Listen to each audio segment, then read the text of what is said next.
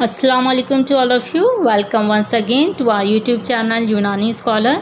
Myself doctor Bushra Abrar, PMS MD इल्मुल अदविया. तो चलिए students, अदविया मुफ्रदा की क्लास हम लोग स्टार्ट करते हैं. इसमें हम लोग मिनरल ओरिजिन ड्रग्स अदविया मादनियाँ पढ़ रहे हैं. उसी के कंटिन्यूशन में हम एक नई दवा के बारे में पढ़ते हैं. ये है गिलेसुर. गिलेसुर एक आप पढ़ेंगे अदविये नबाती में दवा गुलेसुर. इसमें ज़ेर और पेश के फ़र्क से ही दवा एकदम तब्दील हो जाती है. वो गुलेसुर्ख होता है. अगर इसमें ज़ेर की बजाय पेश लगा हो तो ये गुलेसुर्ख बन जाएगा, यानी कि गुलाब. और इसमें ज़ेर लगा है तो ये गिलेसुर्ख है. गिल कहते हैं मिट्टी को, सुर्ख यानी कि लाल मिट्टी. ये लाल रंग की मिट्टी होती है. इसको बॉल रुब्रा कहते हैं. इसके मुतरादिफ नाम जान लेते हैं. तो इसे इंग्लिश में रेड चौक कहा जाता है, और इसे हिंदी में गेरू कहा जाता है, और इसे फ़ारसी में इसे गिलेसुर कहते हैं हम, और इसे अरबी में इसे कहा जाता है तीन अहमद और मगरा. ये इसके अरबी नाम हैं दोनों. अब इसकी माहियत की बात करते हैं हम गिलेसुर की. तो गिलेसुर क्या है? ये सुर्ख जर्दी माइल रंग की एक ये मिट्टी होती है. इस मिट्टी को अगर छूकर हम देखें तो ये छूने से बहुत ही ज़्यादा, अगर इसे उंगलियों के दरमियान हम रख के देखेंगे तो हमें बहुत चिकना महसूस होगा. ये बहुत चिकनी मिट्टी होती है. और इसके टेस्ट की, इसके मज़े की बात करें तो ये मज़े में फीकी होती है. ये कोई इसका ख़ास जायका नहीं होता. और ये मिट्टी ग्वालियर एक जगह है. ये ग्वालियर के जो पहाड़ होते हैं उन पहाड़ों में ये मिट्टी बकसरत पाई जाती है, यानी कि बहुत ज़्यादा अबेंडेंटली वहाँ मिलती है, वहाँ के पहाड़ों में ये. और ये दो किस्म की होती है. एक तो ये सुर्ख स्याही माइल होती है. जो ये सुर्ख स्याही माइल होती है ये खालिस मिट्टी होती है, यानी कि ये प्योर गिले सुर्ख होती है. इसमें कोई मिलावट नहीं होती है.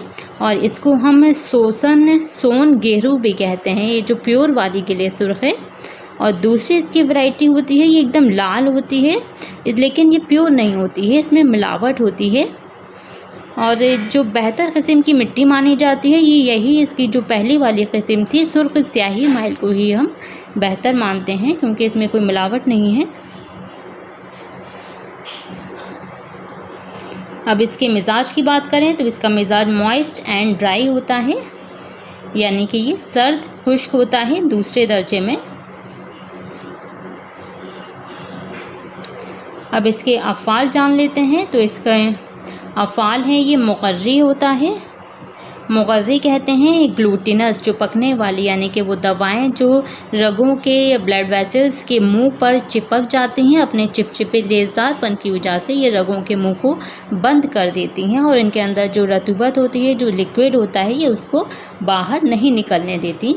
और इसका हाबिसुद्दम एक्शन है, यानी कि ये हीमोस्टैटिक है, ये खून के बहाव को रोकती है. और काबिज इसका एक्शन है, एस्ट्रिंजेंट इसका एक्शन है. रादे है, रादे कहते हैं डाइवर्जेंट, यानी कि वो दवाएं होती हैं जो मवाद को, सिक्रीशंस या रतूबत को जो रुख होता है, रतूबत के रुख को, उसके डायरेक्शन को दूसरी तरफ ये फेर देती हैं. और ये मुसक्किन हरारत भी है, यानी कि जो बढ़ी हुई हरारत होती है हमारी बॉडी में, ये उस हरारत को तस्कीन देती है, ठंडक पहुंचाती है ये. अब इसके इस्तेमाल की बात करते हैं. तो इसका इस्तेमाल हम करते हैं क्योंकि ये काबिज़ है, हाबिसुद्दम इसका एक्शन है, इसलिए हम इसको कसरत तम्स में, यानी कि मेनोरेजिया की जो कंडीशन होती है, जो नॉर्मल से ज़्यादा अगर मेंस्ट्रुअल फ्लो बढ़ रहा है तो उसमें इसका इस्तेमाल कराते हैं.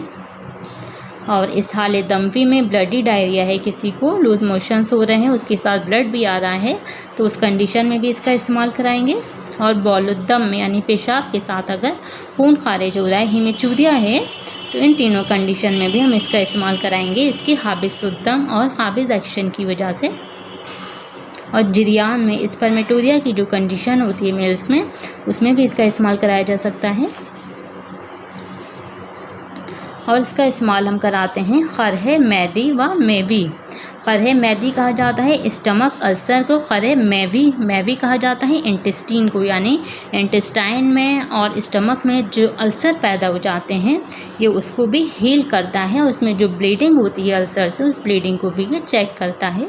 इसको अगर हम इंग्लिश में एक टर्म देते हैं इसको स्टमक अल्सर, इंटेस्टाइनल अल्सर, तो इसके लिए कॉमनली टर्म बोला जाता है पेप्टिक अल्सर। पेप्टिक अल्सर में दोनों इंक्लूड रहता है, इसमें गैस्ट्रिक अल्सर भी इंक्लूड है और इसमें इंटेस्टाइनल अल्सर भी इंक्लूड होता है। तो इन दोनों कंडीशन में हम इसका इस्तेमाल कराते हैं इंटरनली, और इसका इस्तेमाल ज़ैक़ नफ्स में एस्थमेटिक कंडीशन में भी हम इसका इस्तेमाल कराएंगे और स्वाल में इसका इस्तेमाल कराएंगे कि इसके मुक़र्री एक्शन की वजह से। और हिरकतुल बॉल में जो बर्निंग मिक्सचरेशन होता है, पेशाब में जलन होती है, उसमें भी ये तस्कीन देता है क्योंकि ये मुसक्किन हरारत है। और सोजाक में गोनोरिया में जो जेनिटल ऑर्गन होता है वहाँ पर शैंकर निकलता है। एक तरह का अल्सर होता है जो बहुत ज़्यादा बर्निंग पैदा करता है, बहुत ज़्यादा पेनफुल होता है, तो ये उसमें भी ठंडक पैदा करता है। और ये हिर्क व सिल्क में जो बर्न एंड स्कार्ड की कंडीशन होती है, मरीज़ को जल जाता है, तो उसमें भी इसका इस्तेमाल कराते हैं लोकली। इसकी मिक़दार ख़ुराक की बात करें तो इसकी मिक़दार ख़ुराक होती है 1 से लेके 5 ग्राम, और अगर एक्सटर्नली हम इसे इस्तेमाल करा रहे हैं तो हम इसे हस्बे ज़रूरत इस्तेमाल कराएंगे। कीमियावी अज्जा हैं, इसमें आयरन ऑक्साइड होता है। इसका जो रेड कलर होता है ये इसी आयरन की वजह से होता है। और इसमें सिलिकेट ऑफ एल्यूमिना होता है। इसका मुज़िर असर अतबा ने बताया है कि हम इसे इंटरनली इस्तेमाल करा रहे हैं तो इसका मुज़िर असर इंटेस्टीन पर, आंतों पर मुज़िर असर हो सकता है। इसके लिए ज़रूरी है कि इसको मुसले के साथ इस्तेमाल कराएं। इसका मुसले होता है शरबत बनफ्शा, यानी कि जब भी हम गिले सुर का इस्तेमाल करा रहे हैं मरीज़ को तो साथ में हम शरबत बनफ्शा ज़रूर देंगे उसे। इसके मशहूर मुरक्कब हैं सफ़ूफ सुर, हब्बे सुर और हब्बे सोजाक।